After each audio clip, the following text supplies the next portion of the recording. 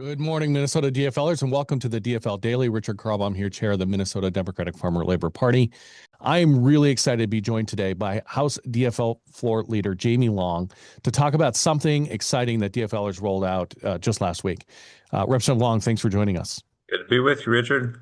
Awesome. Last week, you and other DFL lawmakers from the House and Senate unveiled the Minnesota Values Project Policy Agenda 2027. This is a roadmap for what DFLers will fight for when we're back in leadership at the state capitol.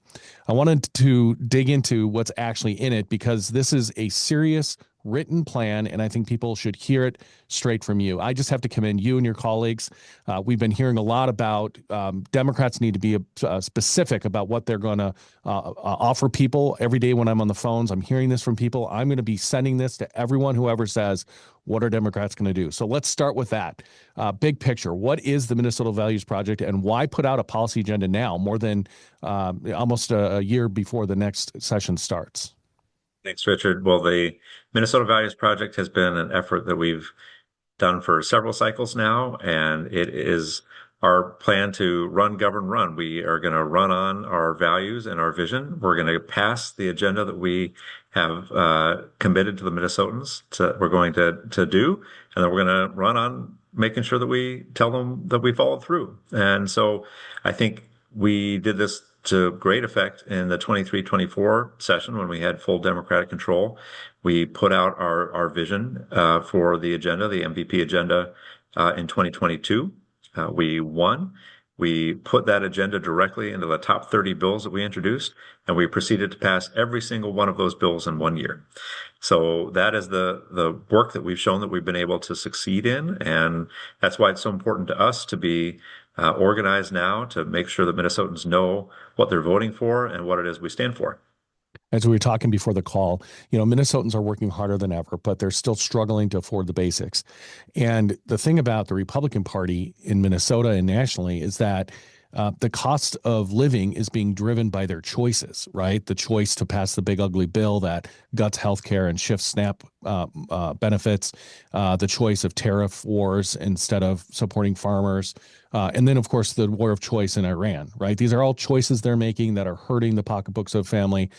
How is this actually showing up in people's monthly budgets here at home that you're seeing and that you're hearing about from your own voters?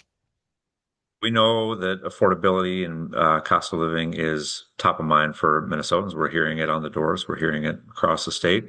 We're seeing people look at the gas pump and trying to struggle with why we're fighting a war of choice in Iran that's driving up their costs at home, or cutting Medicaid when 1 in 10 Minnesotans rely on it. And so we know that the cost of living is being made worse by the Trump administration. And that's one of the reasons why we are being so specific about what we would do to try to lower those costs, whether it's housing or healthcare or childcare or many of the other areas that we outline in the plan.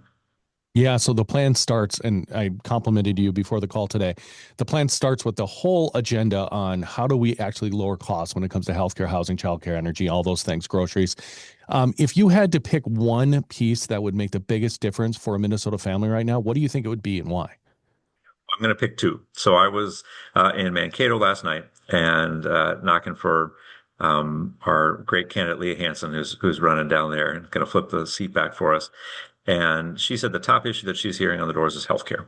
And I hear that all across the state. So one of the proposals we have in this plan is a proposal that Governor Walz had put forward that we're going to try to actually get enacted, which is to have universal primary care. So we know that folks have a ton of difficulty getting access to primary care visits, affording that, and we know that that can result in higher health care bills later, people delaying treatment, going to the emergency room. So we're trying to build out a system where folks can at least get that very basic care that they need every single year, get their primary care screening. And the second is childcare. I was in Winona last week visiting a childcare center, meeting with Dan Wilson, and Dan is talking about childcare on the doors because he knows that there's real challenges in getting access to childcare in Winona. I talked to a mom who said that she made her decisions on whether to have more kids based on the cost of childcare in Winona.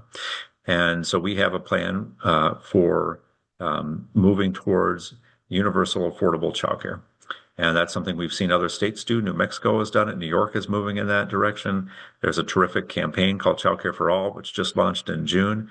So we're laying out that vision as the place we want to end up, where we're going to move towards a state where childcare is affordable for all. And we know that these are costs that everyday families are struggling with in Minnesota.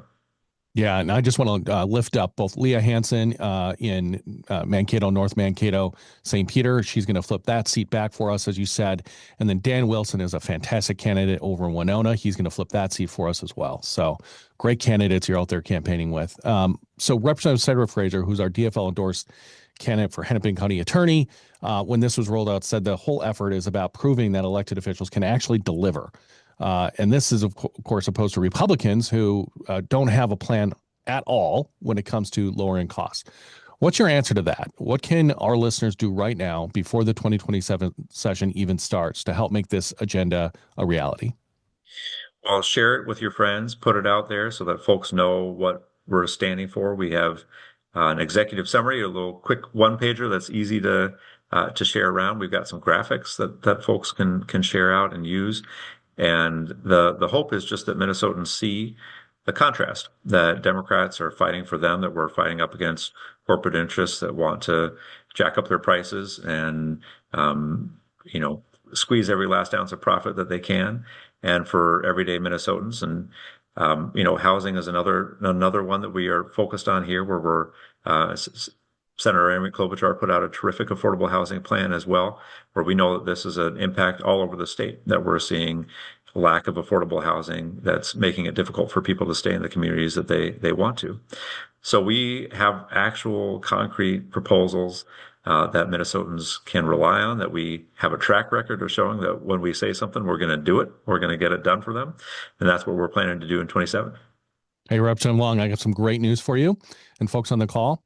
As of this morning, I looked at our dashboard where we have crossed 708,000 door attempts in 2026 alone. That puts us more than 370,000 doors ahead of where we were 2 years ago. And I want to say that the House caucus is leading the charge. You all are knocking like crazy, and you're bringing in those votes. Keep it up. Thank you for everything that you're doing. And you've just covered our call to action, actually. So we are going to post this full agenda into the chat. We're going to make sure that you have all the tools, the social media posts, and all that stuff.